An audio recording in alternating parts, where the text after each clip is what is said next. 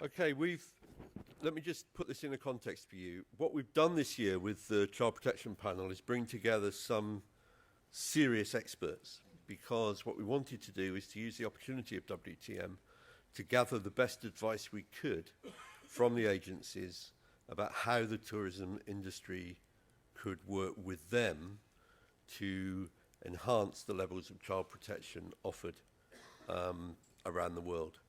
So our focus is not so much on the issue of child protection or why it arises, but it's much more on what can the travel and tourism industry do to address these issues, and that's why you've got the kind of panel you have.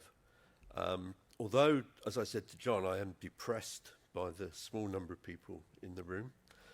All I can say is, over the last 3 or 4 years, we have increased the number of people in the room slowly each year. So we are making slow progress. And what I'd say to the speakers, who I know many of you have given up valuable time to be here, is that this session is being videoed. Everything you say is on the record, and we will be using it at other world travel markets around the world to promote the importance of child protection. So you're not just speaking to the people in the room, but you're speaking to, we hope, a much larger audience. If that's any consolation for the small audience.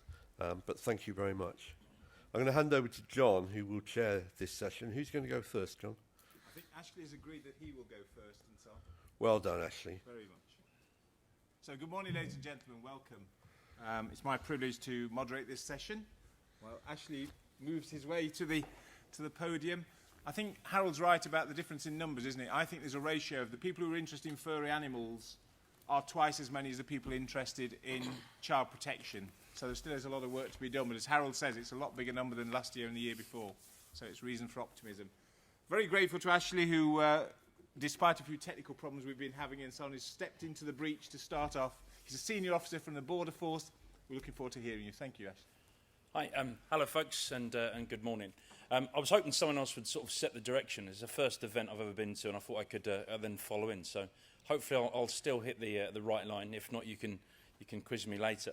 I'm Ashley Robinson. I'm an assistant director with Border Force at Heathrow Airport. And one of the things I lead on is our safeguarding and trafficking strategy.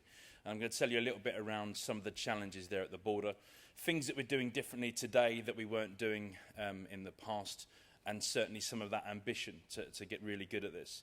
Because there's a big risk and there's a big threat, both inbound and outbound, and people are trading in misery. We've developed a safeguarding and trafficking network at Heathrow, which then became the blueprint for the rest of the country. And what we wanted to do is that in that grand scheme of protecting the UK border, the stopping the bad things and bad people, the opportunity to see the border as a unique zone when it came to both law enforcement, but in particular safeguarding was there. And ring fencing, specialising, really investing in training to make sure we have this network of officers that are always available on the front line in every terminal. Really important. We trained everybody, every frontline officer, to understand safeguarding. They're obligated and wanted to understand the law and also to combat the trafficking. But you can't have a master of all trades. So using a triage system, we can then bring in the experts. And quite simply, we want to stop all known victims of trafficking from being moved across the border at Heathrow. We want to maximise the opportunity to detect our unknown or our potential victims of trafficking, and to identify and safeguard children at risk of harm travelling to and from the UK, sending a clear message that crime against children will not be tolerated. And in simple terms, what we want to be able to do is we want to send out a couple of different messages. You know, I want criminals having crisis meetings about coming into the UK, trading in modern-day slavery. To really combat that criminality behind it, we need to get very good at detecting the sophisticated, the serious, the organised criminals behind this. But we want to get a message out to victims, both potential victims and actual victims, that actually the UK border is a safe place. And we have a lot of potential to get that relationship of trust right. Some people won't necessarily see themselves as a victim at the border. In fact, particularly from an exploitation point of view, they might think this is the next best chapter of their life. Equally, they could be terrified, either because psychological, physical violence has intimidated to the point that they can't ask for that help. So putting a message out there as a beacon to victims that the UK border is a safe place, you can ask for help at the UK border. And the other part is that reassurance. It's dealing with the public, it's giving a raised awareness, and it's also tackling some of those taboo subjects, talking about things like female genital mutilation, and actually saying to parents, this is child abuse, plain and simple. We're not going to be afraid to tackle any of the cultural issues there. We're going to communicate in plain English and raise that awareness. But a more complex safeguarding focus is going to require more probing questions. And actually, we are intelligence-led, but we've got this ambition to be really good at being intelligence-led and understanding about who are bringing in children or victims, where our risks and our threats are.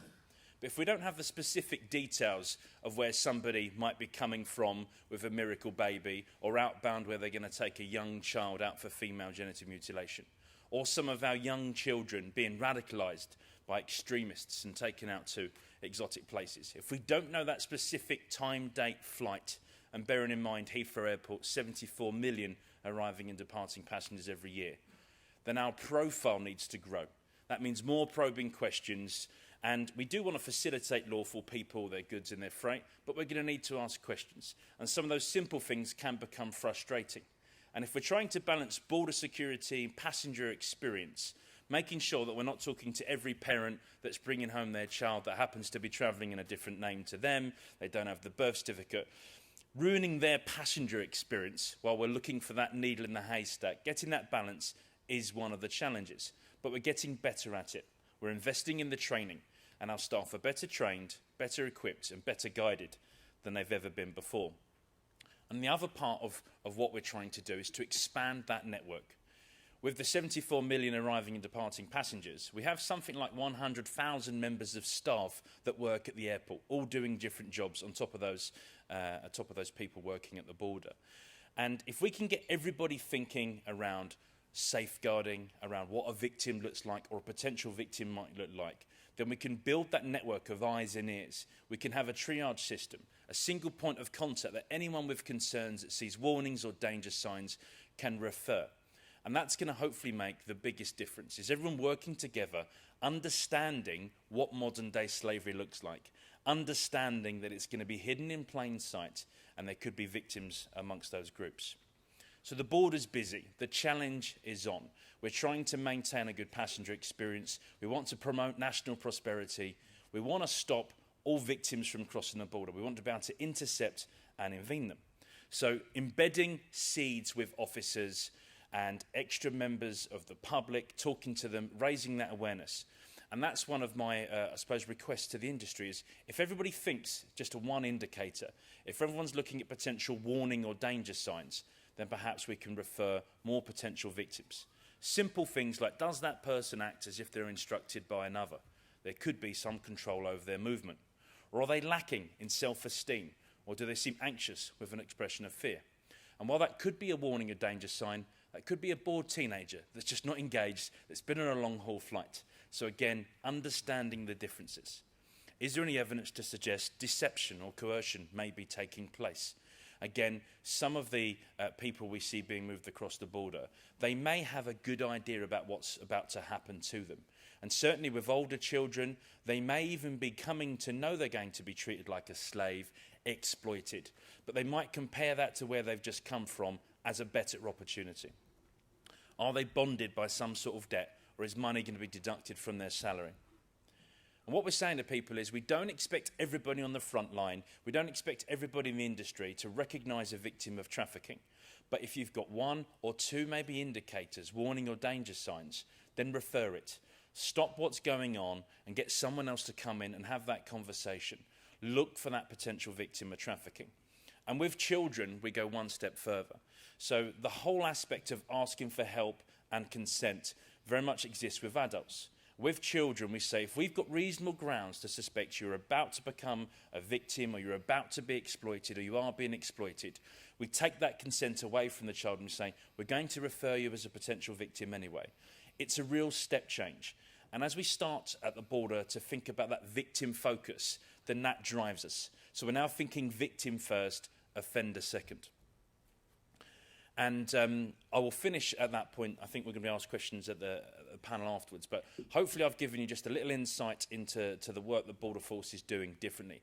We've got a much bigger ambition, and that is building big relationships with all of you, knowing what more we can do to maximise that opportunity. Thank you.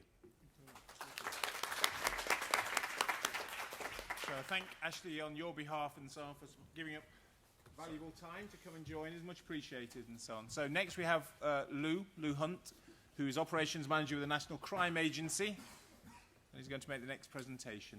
So we've got slightly more speakers than we'd normally have in this session, so we're going to try and be quite sharp on the time, so there's some time for questions at the end. Thank you. Welcome, Fran.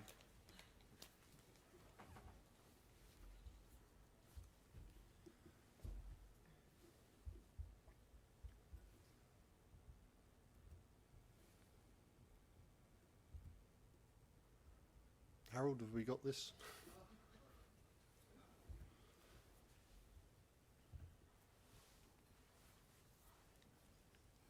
More technical issues, I'm afraid, ladies and gentlemen.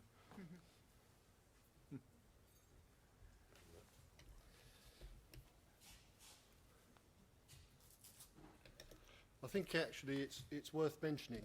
I'm Lou Hunt from the National Crime Agency, and my job is lead officer in relation to the tracker team. I also cover victim identification, peer-to-peer, and also a team called evidential development and digital exploitation. Obviously, I'm going to talk to you this morning around transnational child sex offenders. And actually, it was really worthwhile following on.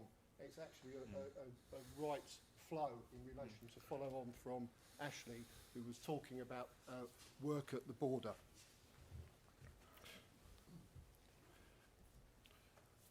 Within the tracker team, transnational child sex offending is a National Crime Agency key threat. And within the tracker team, we actually proactively develop intelligence on 4 categories of TCSOs. These are UK nationals who's been suspected or known to have sexually abused children overseas. And let me tell you, ladies and gentlemen, paedophiles, hebephiles, they will travel to abuse children anywhere in the world. UK nationals who have been arrested or convicted overseas of child sex offences. And recently, we had a person who was returned from the Philippines for serious offences that occurred there. We've also covered non-UK nationals convicted of child sex offences overseas who actually enter the UK. This happens on a regular basis. But also we're responsible for missing registered sex offenders. Now these are people that actually been put on the sex offender register or actually decided to then go abroad and actually try and actually get out of actually being registered. Within the tracker team, we also have a part that's international, and that's actually following on from what Ashley was talking about. This is cited within the National Crime Agency Border Policing Command, and we have a single point of contact for international child sex offending cases, and we have close liaison with our National Crime Agency international liaison officers.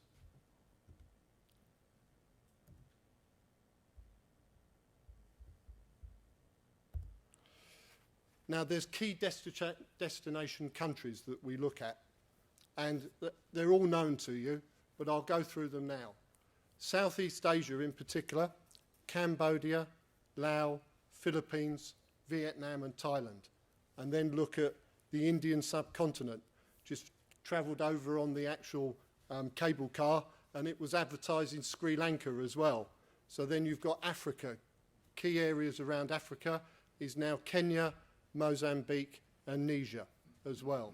But also within Europe, Romania particularly is a country that comes to notice a lot. Ukraine now, and also Spain. But also within South and Latin America, Peru, Mexico and Venezuela. Well, what happens is when countries actually put a robust response to child protection, what happens is there's displacement. And we've seen this certainly within Southeast Asia, where Thailand has actually carried out some really proactive work, and that's actually displaced to places like Cambodia and Vietnam. Well, what are the push and pull factors? As I said, offenders will target countries where children are. or perceived to be more vulnerable. And like I said right at the start, paedophiles, hebephiles, they will travel anywhere to abuse children.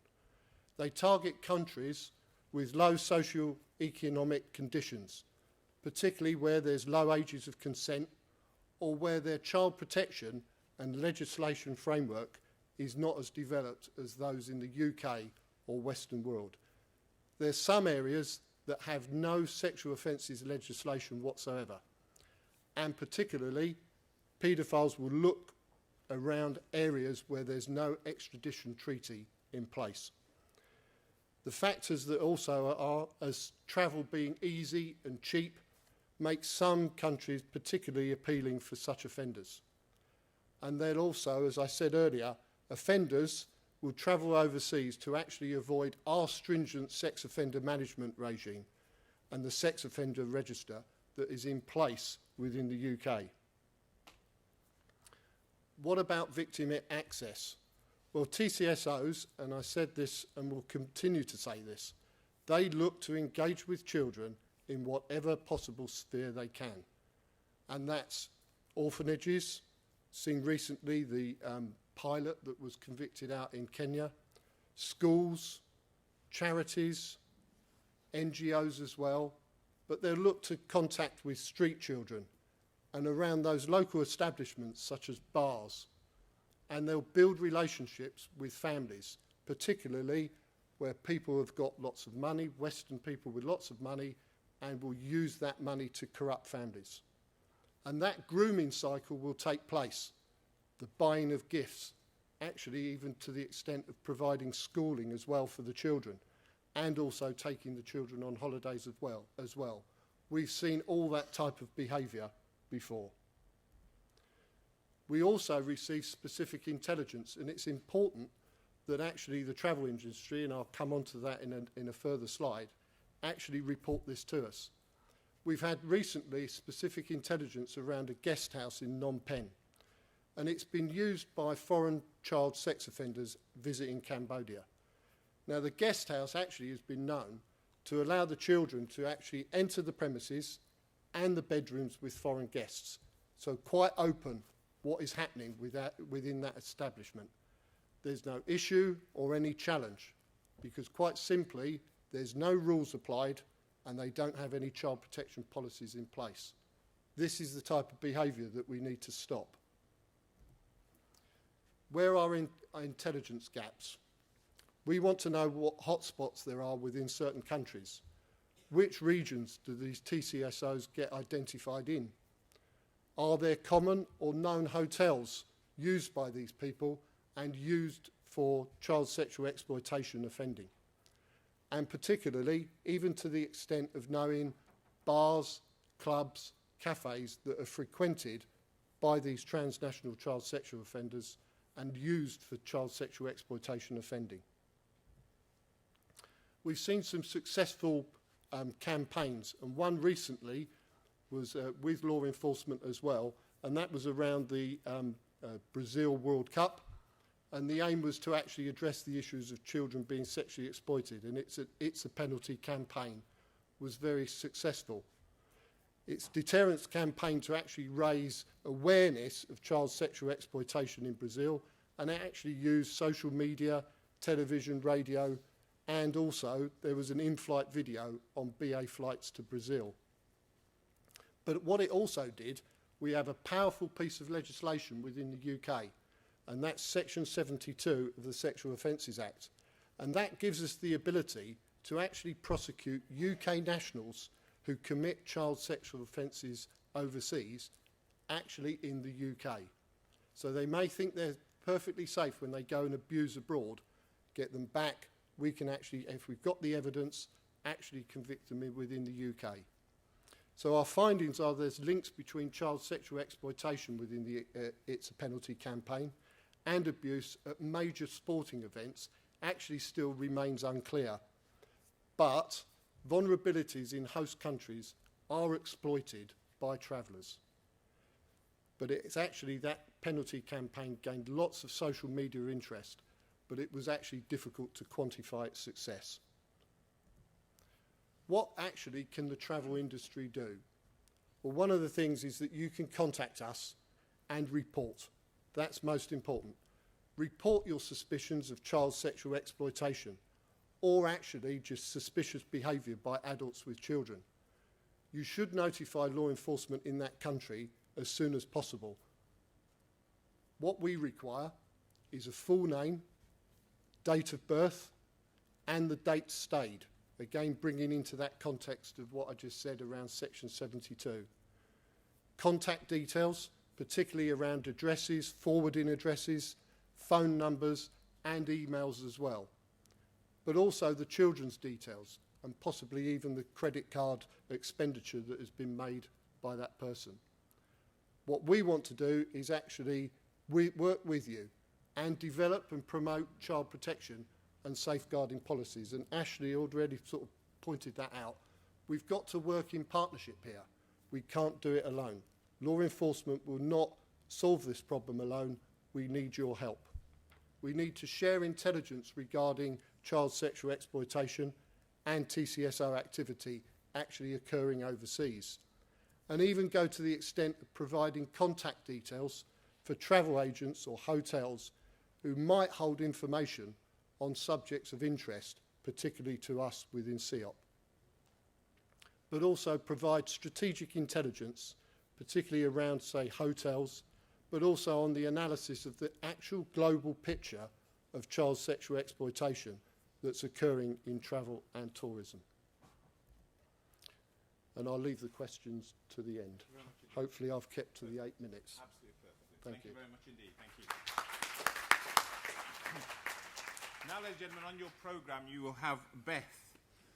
You haven't got Beth, but what you have got is Francis West, who's also from, excuse me, my voice is going, who's also from UNICEF UK, from Corporate Social Responsibility. So welcome, Francis, and apologies for my botched introduction due to my throat. Many apologies. Which one are you giving?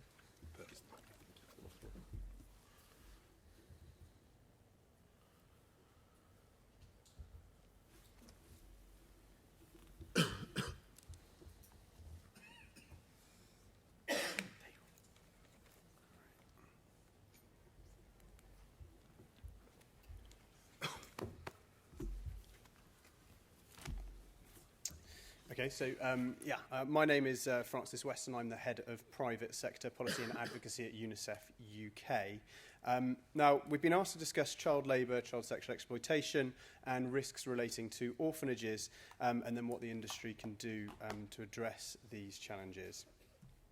Now, I think the first thing to say is that these child protection issues are frequently linked to each other. For instance, children who are sexually exploited are often trafficked, subject to child labour and other forms of violence.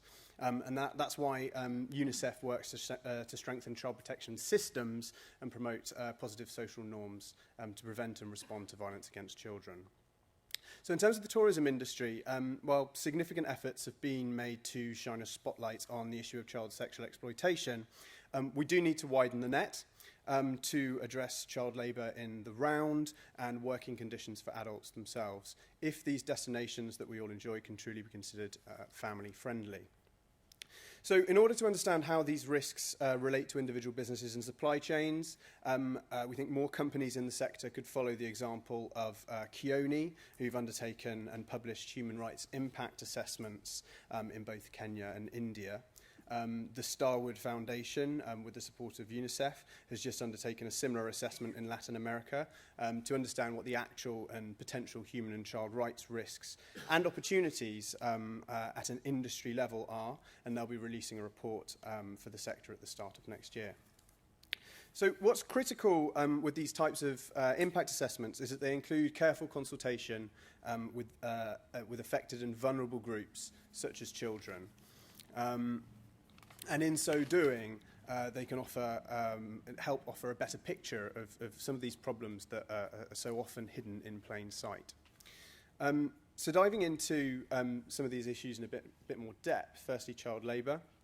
Now, of course, there is work that children can do to help their families in ways that are neither harmful nor exploitative.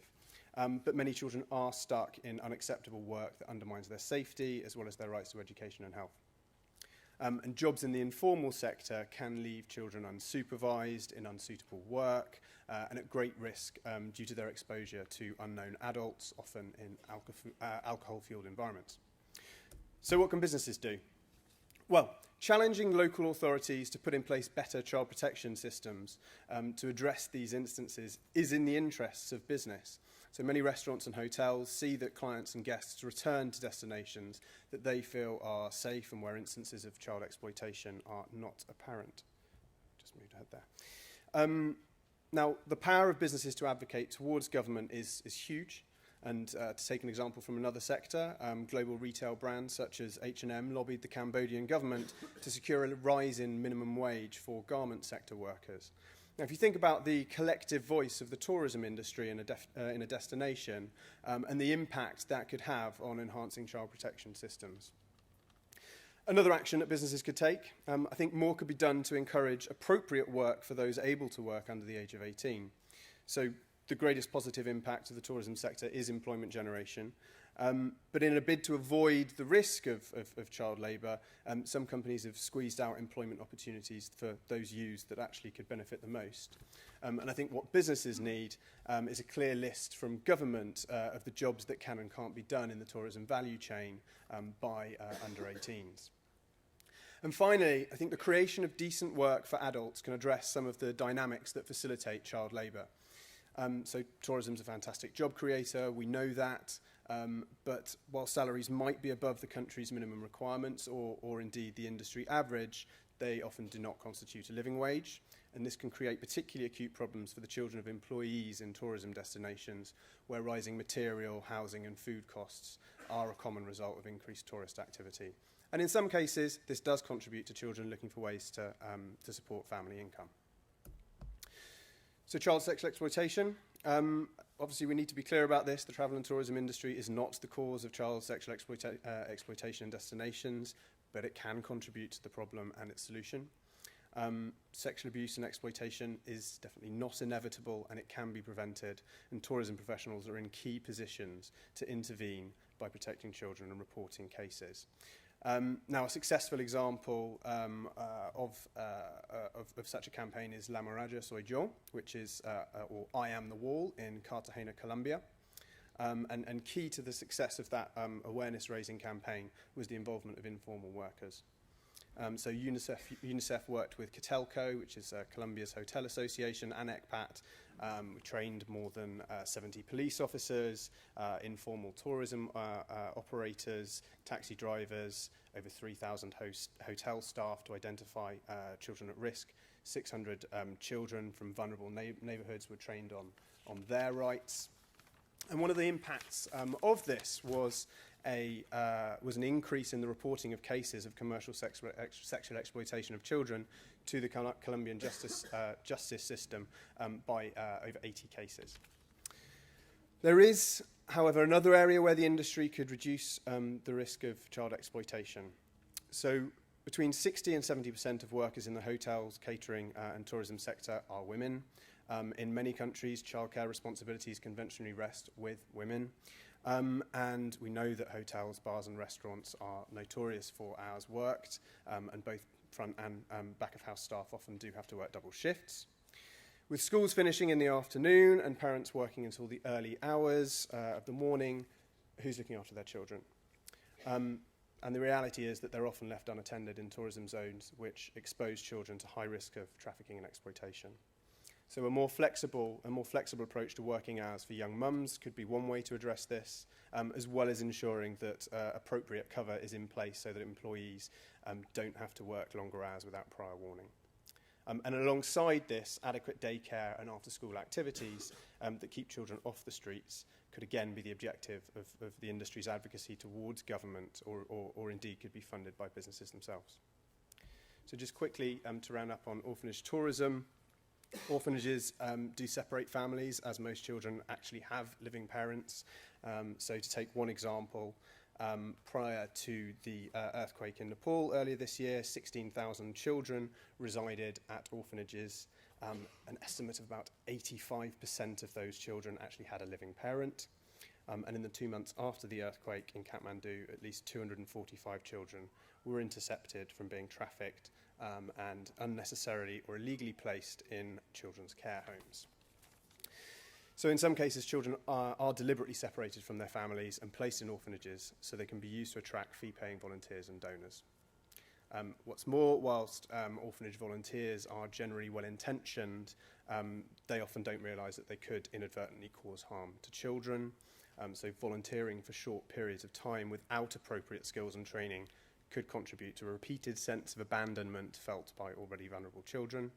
And in addition, background checks are often not conducted on volunteers. That can increase the risk to children of child sexual exploitation. So by volunteering at orphanages, the institutionalisation of children is inadvertently being supported, and our position is that we would ask those wanting to volunteer with children that aren't qualified professionals to reconsider. Just coming back to Nepal, one area in the aftermath of the earthquake that we did work with the industry was to speak to 25 airline companies operating in Nepal, make them aware of the need to screen passengers to ensure that children are accompanied by their legal caregivers. Thanks.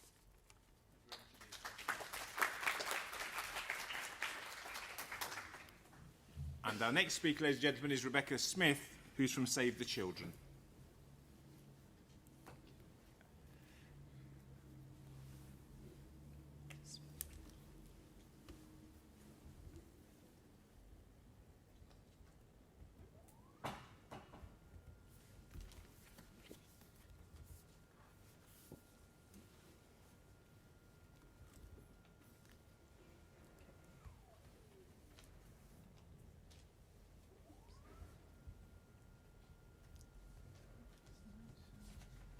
So I think that follows quite nicely now. My name is Rebecca Smith, and I'm from Save the Children, but today I'm going to be talking about an initiative called Better Volunteering, Better Care. Last year, the head of child protection at Save the Children came and presented and talked a lot about the problems with orphanages and orphan volunteering. And I'd like to talk a little bit more about what we can do together to promote ethical volunteering.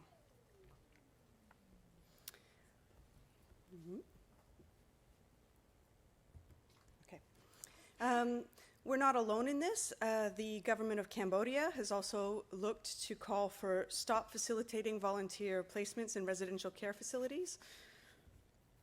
UNICEF and its collaborators urged those wanting to volunteer with children that are not qualified professionals to reconsider. And Francis talked a little bit about some of the reasons why. In terms of, I think we need to stop talking about good orphanages and bad orphanages, because I think the truth of the matter is that all are part of the problem. And the reasons are really twofold. One is that the demands for orphanage placements are increasing the number of orphans and children separated from their families. Like my colleague said, the majority of children in orphanages have family members that they could be living with. And the second is that international volunteering really increases the risk of children being exposed to, it's giving volunteers access to children who are extremely vulnerable, thus increasing their risk.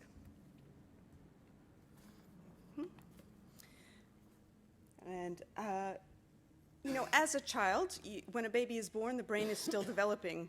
And the way that those neurons are forming, especially under the age of 3, is allowing us to learn how to speak. It's making us learn how to trust people. It's making us learn how to understand the world around us. And especially, you cannot get that level of support in a large-scale orphanage. This is one of the reasons why we say that children under the age of 3 should not be placed in an orphanage. A long-term study in Romania found that every 3 months a child's in a child care institution, they lose a year of development. And that's compared with children in foster care, not compared with children in a family. So what are we talking about? We're talking about really looking at trying to reduce the way that residential care is used, and also really looking at other options, family-based options for children under the age of 3, just because that's when the child is developing so quickly and where the impact is so great. The other thing that we're saying is that poverty shouldn't be a reason why children are separated from their families. Around the world, the extended family takes care of a child who cannot be cared for by his mother or father, and putting up orphanages is a way to create orphans. It doesn't mean that these children have no one. It means that these children now have a better, shiny place to go, with parents thinking maybe this child can have access to education or other things. So we started this initiative with the Better Care Network, Save the Children, and the Better Care Network started saying, we've done all of these costings, we've gone to the governments, we've been campaigning on this issue for a long period of time. We've said, you know what, orphanages are expensive, it's cheaper to support children and their families, and governments say, yeah, but we're not funding the orphanages. That's not our money. We're not shifting money from one place to another. It is fueled by a lot of well-intentioned people who want to help. So we started saying, wait a second, as child protection actors, better volunteering, better care, we started bringing together child protection actors to say, what can we do about this issue? And then we realized we're talking to ourselves, and the people we really need to be engaging with is the volunteer sector, and the tourism sector, and the faith-based community, and that we really need to expand because we can't do this together, and I think there are a lot of well-meaning people out there that want to do ethical volunteering, and we need to work together. We understand the child protection concerns, but we don't understand the market. We don't understand all of the things that the tourism industry comes with it. So we've expanded. 2015, this is just a little bit of a highlight of the people that we've been working with. We now have 80 members across numerous different countries. We're working with a lot of tourism and travel companies. We have 3 goals. One is to raise awareness about the risk of international volunteering in residential care centers. I say residential care centers because it includes quite a few places, and also I don't like to say orphanage because these children aren't orphans. The second is that we want to create behavior change so that when people are looking for a product, for a volunteer product, they are making educated choices. Just the same way that we look for fair trade, that we understand all of these different ethical options that are out there. We want students, we want volunteers, we want people who are called to travel to be educated about the decisions that they're making. And we also want to help the industry make ethical options available. We can't do this on our own, so we're really hoping to engage with tourism organizations to say, what is it? What is the kind of thing that you need to do, and how can we, with our child protection knowledge, help to work together? These are some of our member initiatives. We have Last Minute Orphanage, The Voluntourist, and then we have several volunteer working groups that have happened both in Australia. The Australian working group is just forming, but it's really looking at faith-based organizations and mission trips and looking at how do we educate churches about more ethical options. And then a working group in Nepal specifically looking at volunteering within the Nepal. We do a lot of advocacy through webinars and conferences, and we're looking to work together. We don't have the options on our own, and we don't think the tour companies have the options as well, so it's how do we bring these people together? So we do have some questions here. One is, how can the child protection community really best support travel providers in understanding best practice in child safeguarding? And how can we support travel providers to move away from residential care centers to ensure that children are not put at risk and our positive community partnerships are maintained? We would like to work in partnerships, so we have a website, we have an email address, and we would really encourage all of you that are interested to get involved. Thank you.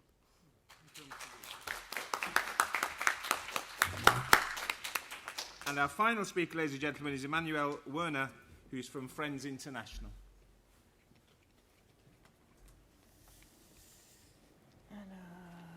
Escape.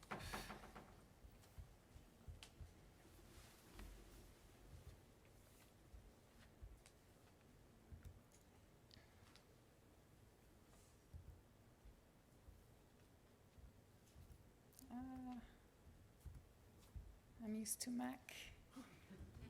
It'll work. There we go. And slideshow, snack. Okay. Okay, hi everybody. My name is Emmanuel Werner, and I'm the Europe coordinator for Friends International. So, since I'm coming at the end, I'd like to talk about how child protection specialists and the tourism industry can work together to actually protect children from all forms of abuse. We've heard about sex offenders and trafficking and orphanage voluntarism, but actually I think that we should try to protect children from all forms of abuse. And I also think that we, as tourists and travelers, we all have a responsibility to protect children when we travel. And we have to ensure that our behaviors, at least, don't have a negative impact on the lives of children. So I'd like to talk to you today about the Child Safe movement and how, through the Child Safe movement, we've been engaging with the tourism industry. The Child Safe movement is a global movement that empowers everyone to protect children, both the local communities and the international community. It was established 10 years ago by Friends International, and it's operational in departure countries such as Switzerland, France, Germany, the UK, and in arrival countries such as Cambodia, Laos, Thailand, and Indonesia. So basically, there's two components of the Child Safe movement. One is Child Safe community. We are, in the countries where we are working, we are building the capacity of the people to protect their own children. So basically, we are going into marginalized communities, and we are identifying people, key people, and training them on how to recognize a situation of abuse or danger and how to respond to it. So it can be tuk-tuk drivers, it can be street sellers, it can be village chief, parents, teachers, anyone who's interested in protecting children and who's committed. And we are training them and then certifying them, and they become the ears and the eyes of the child protection movement. But we're also engaging with local businesses. So we're training staff of hotels and restaurants and internet cafes, just to avoid the situation that my colleague mentioned about this guest house in Cambodia, allowing for customers to come in with kids. And I just want to mention that it's not just a one-off training and there you go. We train those members and we monitor them. And we try to keep them engaged. And then there's the international community component. So we've developed, what we've seen in the countries that we're working in is that it's highly touristic countries, and tourists are coming in and they are touched by the situation of the children. They want to help, and they do have good intentions. I think every one of us has experienced this situation where you're at a crossroads traveling, and there's this begging child coming to you, and he's asking for money. What do? It's maybe not the best way to help, but still you want to help. So we've all lived this kind of situation, and this is why we have developed, the Child Safe movement has developed 7 tips for travelers to give travelers first information on what they may face as situation, and practical advice on how they can better help, what they can do to really have a positive impact on children. And we address a series of issues.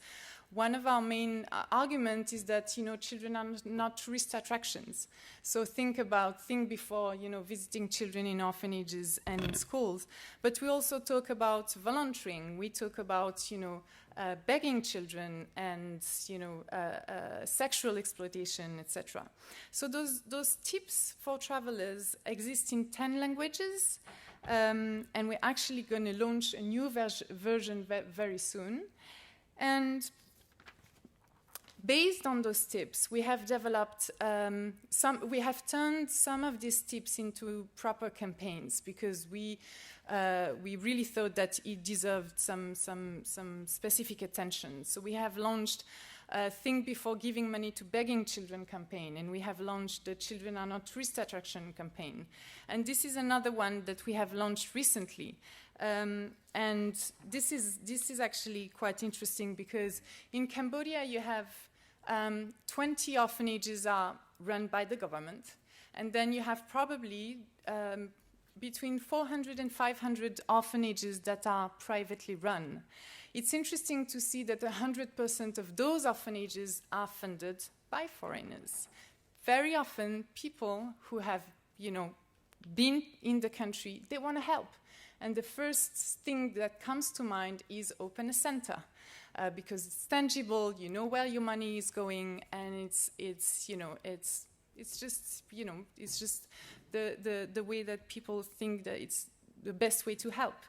So this is why we created this last campaign that is really targeted at donors, and the message is here, stop pouring money in orphanages, but support families, because, as my colleagues mentioned, those kids have families.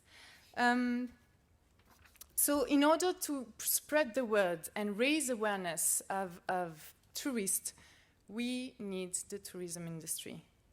We cannot do this on our own, and we really need to work together. Why should the tourism industry care? Because it's good for the business, it's good for children, and it's good for the communities. So there's really two sides, there's two components, there's two ways we can engage with the tourism industry. One is really about promoting the 7 tips. Distribution to the customers, presenting the tips in business space. So, for example, in Geneva, we are engaging with the Geneva airport, and they are distributing the tips. In the airports, we've engaged with airlines, and they are promoting the tips in their in-flight magazines, websites, social media. And then it's really about, especially with travel agencies, it's about promoting businesses, the services of child-safe agents and businesses. So, transport and child-safe certified hotels and guest house and restaurants really promote when you send your clients to travel in those countries, promote those businesses.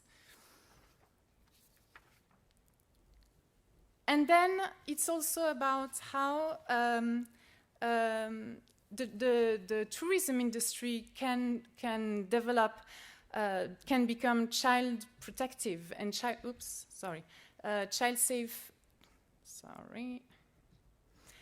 protective. So, for example, ensure that the products they are selling are not harming children, not promote or sell activities that could potentially harm children, especially orphanage visits, slum visits, and unsupervised activities with children.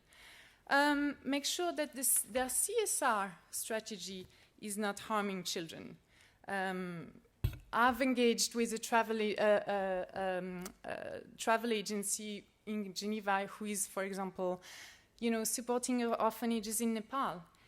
So we've been discussing about ways to engage. Make sure that the communication is not hurting children is another way to engage. So here is a list of child-safe supporters we've engaged with. And this is the impact we've had so far. So in terms of child-safe agents, we have almost 6,000 members. Together, we've been able to protect nearly 5,000 children, and so far, almost 30 million tourists have been exposed to our messages.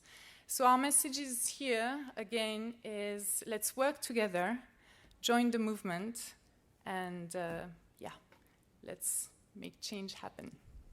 Thank you. Thank you very much. Thank you very much. Ladies and gentlemen, we've had 5 excellent presentations. Can we now open the floor to yourselves, because our speakers have given us lots of time to ask some questions by being very short with their own remarks, which I appreciate as well. So please, ladies and gentlemen, it's over to you. Don't all rush. Gentlemen at the front. I think we're recording everything, so I think if you could just wait for the microphone, I think that would be much appreciated. Thank you. Okay, David Harrison from Middlesex University. Of the law and order agencies, can you give me a rough idea of how many people over the last 3 or 4 years, for example, have actually been prosecuted in the UK for child sex offences overseas? Because my impression is that although the law is actually quite good, it's actually extremely difficult to implement.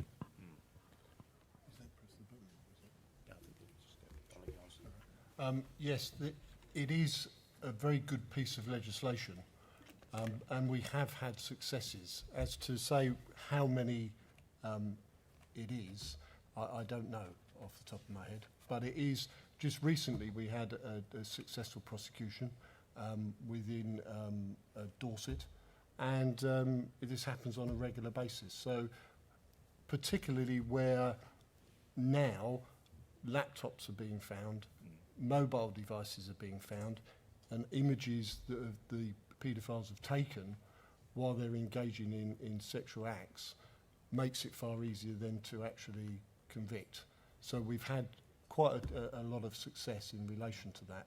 But as for the number, off the top of my head, I don't know.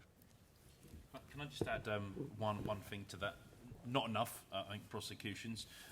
Particularly alarming for me is things like female genital mutilation, when there's been powers probably since the 1970s, and I'm not aware of a single successful prosecution in the UK. One of the problems with that is that the abusers can often be parents. And if we look at FGM, stopping it before it happens is much easier, and I think we're better at that, but we don't know how much we've deterred. Once the abuse has taken place, trying to convince a young child to prosecute their mother or their grandmother that's maybe taken them out for that abuse, it's extremely difficult to build that relationship. So more awareness, make it much harder for people to travel out for abuse is certainly one of the directions we're going in. Thank you. Can I invite some more questions? Gentleman here, lady there, lady there. I'm Magar Ramasamy from the World Airlines Club Association. In fact, it's good to know when we talk about the tourism, tourism and travel as well, and obviously airline is one of the main network that most of the offenders are using.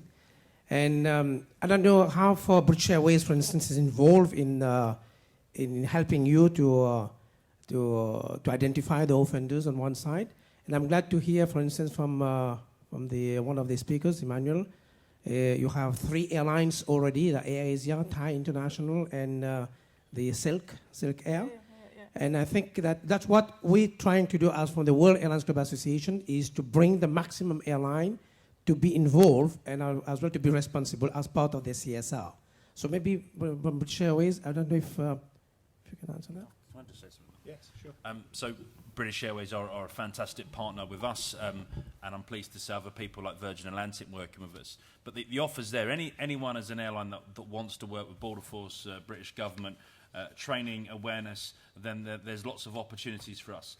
We want people to have that appetite to want to learn around education. So put those requests in through your local contacts, and I'm quite happy to share details for Border Force before people leave. Anybody else want to contribute to that, to answering that particular point?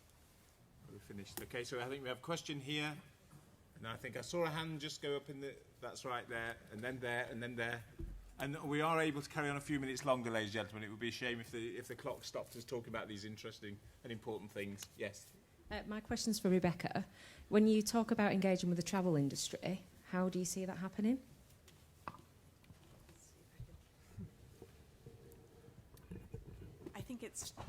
I think it starts from really trying to figure out who is engaged and how can we get momentum around people who are starting to do things, starting to try different things, and then through contacting the Better Volunteering, Better Care email address that I put as part of my presentation. And really, we're doing a workshop in November. We're trying to get more and more people involved. So it's a starting point. And what I'd hope to see is that we start to talk about what are some of the challenges that we're facing, what are some of the things that we can work on together, and then how can we go forward to sort of make sure that we're all on board as something together. So it's not just signing up and saying, I have to take on all of this at once, but it's kind of saying, these are the things I would like to do better, and I'm struggling with how to do it. How can we work together? And then us developing that together.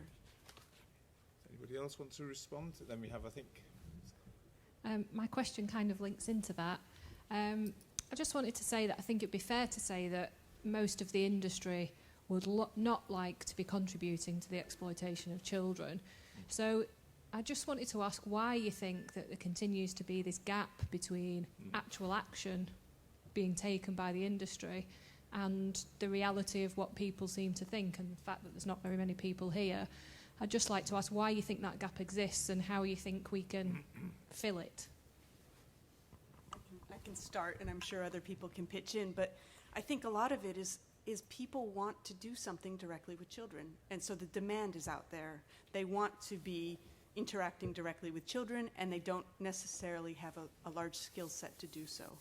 And so it's trying to look at that demand side and see, can we educate people who want to volunteer, because there's always going to be some options out there, and then how do we look at the supply side as well. So I think it's because people want to have direct experiences with children, and there's something very rewarding out of that. What they don't realize is that might be placing a child at greater risk. So I think it's on looking at both sides. I think maybe other people would like to contribute to that as well, because that's quite a central question. Yeah, I just want to add to that as well. I mean, I think part of the problem is also that so businesses do have a responsibility to respect human and child's rights, but primary duty bearers for the protection of human rights are states. And so a lot of these problems need to be addressed by governments, which is why I'm trying to make the point that I think business can use their influence on governments so that they will invest in the appropriate systems to protect children. So I think that's one thing businesses can really do. Just one of the things, definitely there's a big problem with that demand. And I think starting to tackle that, even in the UK alone, we have to ask ourselves, who are these people that want to have sex with children? Where are they? They're in society somewhere. They're someone's family or colleagues. And while addressing that demand and that terrible word about sex tourism, it's also about making sure that people that have a brand or identity to protect don't want to be associated with that problem. So I think your question was quite good, but actually lots of people that I talk to that want to do something don't want their company or their destination suddenly on the map from a point of media saying, there's a problem with child exploitation or trafficking. But I do believe if we get the messaging right, in the same way I said with British Airways, trafficking of children is not a problem just for the UK, and it's certainly not a problem for British Airways, and it's not a problem at Heathrow. It's a worldwide problem. Actually, anyone that steps up and says, I want to do something about this, that's the important message. And if we get that message together out there, then we should reassure the travelling public, not scare them. Excellent. I think in relation to that is that Ashley makes a very good point there. The problem is that when you go to an airport, it's a happy, smiley place that you actually want, that you're going off to holiday or you're going off to business, and businesses, quite rightly, don't want to be reminded that there's these awful things taking place. And we should actually be in the process of being able to leaflet, actually sort of speak to people before they board, and particularly, mentioning the awful things like FGM in particular. These are the things, the subjects that we should be talking about, but obviously business is very important, and they don't want that actually sort of to cloud the issue of actually looking at these awful things. So that does happen. And really, we should be more engaging, and we should be actually, all of us should be involved in this to stop this behaviour. Yeah, Can I just add this? There is a flip side to that, which is potentially more positive, which is that so consumers in the travel and tourism industry actually go to the destinations and they see the kids selling stuff on the beaches, etc. They are interacting with people that are affected in those tourism destinations. You don't go to Bangladesh and look for your and meet the factory workers that are making your T-shirts and clothes, etc. So I think there is a chance to engage consumers actually on some of these issues, but we've got to be perhaps making the case a bit more publicly on why this, rather than or in an appropriate balance with tackling some of those environmental issues is what we need to do. Absolutely. Could I invite another question? I think this lady's been waiting quite a long time for her question. Thank you just very here. much. My name is Anna Alaman. I'm responsible for tourism India. I have an organization from 4 years ago. I think my question has been very helpful for me. Thank you very much. I mean, my question I think is for Manuel and Rebecca. We support a home center shelter from 4 years ago in the rural areas of Rajasthan. They are very good, really very good. But as you say, Rebecca, it's not about good or bad, right? So, in fact, the founder of that organization told me 15 years ago, 90% of the children, they were without parents. Now, it's not like that. More than 90% of the children, they have parents. Mm-hmm. So, what should we do as a tourism businesses? Should we stop supporting that organization? Should we try to speak with the founder and try to find more initiatives? As you say, that supporting families, not a child. There is already a good initiative for supporting families that we can advise to that organization. That is my question, please. Yeah, so that's really a good point. Just want to mention that in Cambodia, Friends International is partnering with orphanages to try to turn them into something else, turn them into a center for community that will benefit the community. So we keep the structure and we try to keep the resources, but for another purpose. And it's taking some time, and it's interesting because one of the challenges is actually to talk to donors and funders. And why is that? Because very often they would like to keep their orphanage. They're going to Cambodia once a year. They want to see their kids, and they're bringing presents, etc. So there's a shift, and there's a shift in mentality, and also we have to work on the mistrusts that people place in families, because that's an argument that we keep receiving about. But yes, okay, they do have families, but we cannot trust them. And Friends International has been working for 20 years on family reintegration, and sometimes. I've met some parents who have sent their kids to orphanages because they didn't have the $20 for school uniform. So we really need to work on strengthening families and communities. But the idea is to turn them into something else. It's a process, but that's the way to go, I guess. Still, there is not any project that we can say that is working.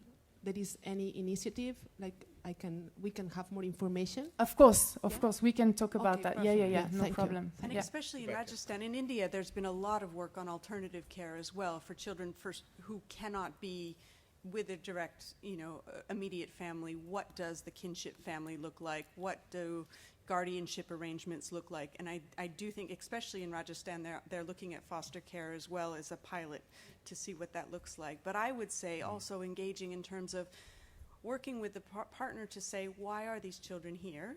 And what kinds of support could you do to the local community, having it come from them? It doesn't need to be you saying, look, we need to do a cash transfer program, or we need to, but it may be, how do we work together to make sure that the children in this area have access to school? If you understand the reasons why the children are in the shelter to begin with, you can start to address the root causes as to why they've come. And I think even within, India is such a huge country, there's so many different reasons why children leave their family.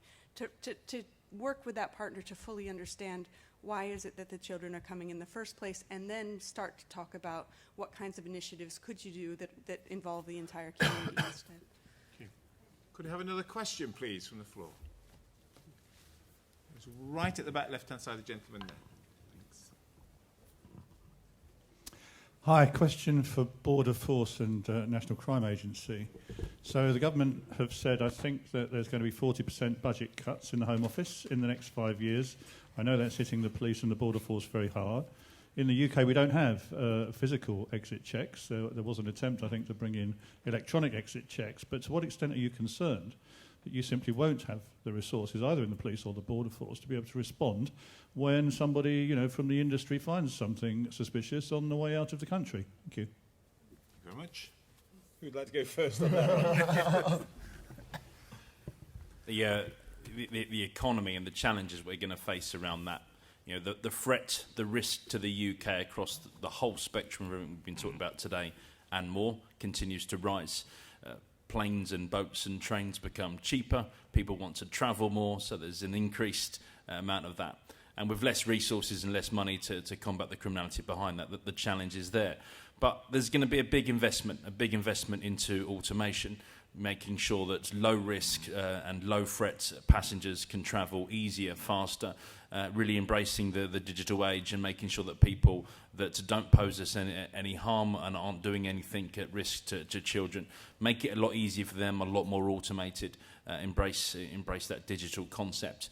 But also take the opportunity, so the border in particular is this unique opportunity for one government, so National Crime Agency and Border Force and other people to work together and to recognise that inbound and outbound exist in other ways. And in fact, I've heard you, Tony, say the same thing. Your outbound is my inbound, something that I very much believe. And understanding how that outbound, inbound works, what the relationship is, make it easier for good people and low risk, make it harder for the criminals. So the challenge is absolutely there.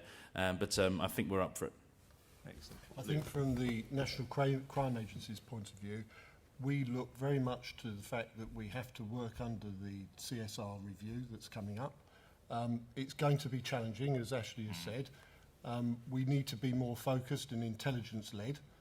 That continues to happen. But particularly, we're fortunate within CEOP that David Cameron made a pledge in relation to financial matters and granted us a 10 million additional funds. That's primarily around, obviously, what is happening on the internet, but particularly around travelling transnational child sex offenders. They particularly are now obviously using the internet to carry out their activities. So that's an advantage to us that we're actually got that financial backing to actually try and combat that. And a number of operations are taking place with regards to that type of offending. Very much indeed. Do we have another final desperate question waiting to be asked? Yes. And it's the furthest distance between the two parts of the room, isn't it? I'll try and talk louder. No, it's okay. We're nearly there. We've got a very fit person running around with the microphone. There you go. Hi, my question is, there's been a lot of focus on Asia and paedophiles, but there's also child protection issues closer to home. I work for a company called Worldwide Kids Company, and we run kids clubs and help set them up in hotels. And I found internationally, where you've got international guests in a hotel, there's often a shying away from any responsibility where there's a child protection issue that happens in a hotel specifically by the hoteliers who don't want to have anything to do with it. They don't want any bad press. So I'm not talking specifically about a UK national. Perhaps it might be a Russian or a French or Spanish, whichever family where there's clearly a child protection issue happened. What's your advice there on where to go to take the right course of action? Would that would be in the UK, would it? No. Right. No, I'm talking internationally, not in the UK. Yeah. I know. As I said in my presentation, you've got to first look at the local law enforcement to let them know, because quite clearly the offence is taken if there's an offence occurring or suspicions around that activity. Those local police and local law enforcement need to know, and they need to act quickly, because if they're in the position that there's children within that hotel, the chances are that abuse is taking place, and the ability then is to actually seize evidence. That's another important factor, not only forensically, but also in relation to what I was saying around laptops and phones as well. That's the key issue, to actually get the locals involved straight away. What we have the ability to do within the National Crime Agency, particularly if it's UK nationals, is actually look at our ability to contact our international liaison officers and then assist the local force in relation to that investigation, because it's key to us to actually say, we're here to assist you, to give you that support, okay, and actually hopefully get a judicial outcome. Because the more people, and as the gentleman said over there, the more people that are convicted and actually shown to be convicted, that's the important thing, to send out that message that this type of behaviour will not be tolerated and the courts will sentence them heavily. Okay, I think the UK national perspective is very efficient, works very well internationally. I think the difficulty from is, from a local law enforcement perspective, Yes. they often take the view, oh, well, they're only here for a couple of weeks. They'll be gone back to their home country shortly, so we'll just take their name, and then nothing really happens about it. So from an international platform, where do you go? Well, we've got to work very closely. That's what I'm saying in relation to our international liaison officers. We want to work very closely with our partners abroad in law enforcement. If we can get them to a position where they understand what we're doing and what we're trying to achieve around child sexual exploitation, that's important. And again, what Ashley was saying, we've just got to work in partnership with people and actually keep sending out the message that actually child sexual exploitation needs to be investigated. It needs to actually needs appropriate departments to deal with that, and specialists as well. But particularly what we want to do is actually say to people, you have got to do something about this. And that's all of us. As I was trying to say in the message, and so was Ashley, all of us has got to actually be involved in this. And that's why I particularly said, let us know. It might well be that we can pass on that information to our law enforcement colleagues abroad, because like I said, we've got an international wing to us as well. And maybe we can actually affect some change. I know it's difficult, and I fully appreciate that, especially when you're talking about, you know, people. I just think on an international level, there's let's say a lack of system whereby you know the appropriate action is going to take place and something is going to be done about it. I think, like you said, we're fortunate within the UK because we've got that ability, and some of the other agencies as well, along the sort of like the Americans, the Australians, all these sort of like areas that have the ability to contact local law enforcement. The difficulty comes is perhaps, like you were mentioning, people like sort of like Russia, and if it's children from Russia or whatever, that is very difficult. But I would hope that actually, as we engage more and more with foreign law enforcement, they understand now the problem that they have to, and there's specialist units now within Thailand, Philippines, and elsewhere. I think Harold has the final question or the final point. A couple of comments and then a final question, if I may. I mean, it is very striking, the point that one of the speakers made, that we've seen a displacement of sexual exploitation of children because Cambodia has begun to deal with it. The problem is it's like burglar alarms. You just move it on. You just have to keep moving it on until eventually you reduce it. And it's a long struggle. That is clear. The second thing, maybe to raise our spirits, because I think we perhaps should, is that 4 years ago when we ran the first one of these, people were saying to me, Harold, it's not an issue. Everybody signed the code. We've come a long way in 4 years. We're not going to stop. No. I also run the programme in Sao Paulo, Brazil, big issue. In South Africa, where people are struggling with quite a lot of problems in this area, and in Arabia. I wanted to take the last question to ask whether you have any advice for me about how I might get the issue raised in those countries, the kinds of people I might be approaching to put on a panel like this to talk about the issue in Latin America, in Africa, and in Arabia. Difficult last question, but important. Well, certainly for us, we are fortunate within the National Crime Agency to have a footprint internationally, particularly around international liaison officers. So they are all being trained with regards to child sexual exploitation, because quite simply, beforehand there was a predominance to look at drugs and firearms as well. But now child sexual exploitation is so important. and it's such an important feature abroad as well. And all our international liaison officers are being trained with regards to what to look for with regards to CSE.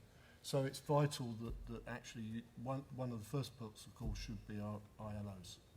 Thank you. Excellent. Anybody else like to contribute as well down the line? Just have one thing. Sure. One of the important things, I think, is that plain English. So internationally, not being afraid to tackle what might see as a taboo or a cultural subject, dealing with the subjects in plain English, and realising that the people making money out of this are probably some of the worst criminals in the world, because to be successful at this, they are murderers and rapists and paedophiles, all into one unique, nasty sort of criminality. And using that plain English language, making it so simple for people to see what modern-day slavery looks like, hopefully everyone will find a common agenda. Excellent. Anyone else like to make? No. So on your behalf, Can I just? Yeah, I want to say thank you to the panel. Yeah. It is a particular privilege to have had the speakers we've had today. Yeah, You've given up your time. Yeah. We are going to use this tape extensively, and I have to say I'm going to be back in touch with all of you to take advice about who I might contact in those other countries, as we will roll this out across the agenda. But John, thank you. No, that's fine. Ladies and gentlemen, on your behalf, can we thank our speakers? Thank you.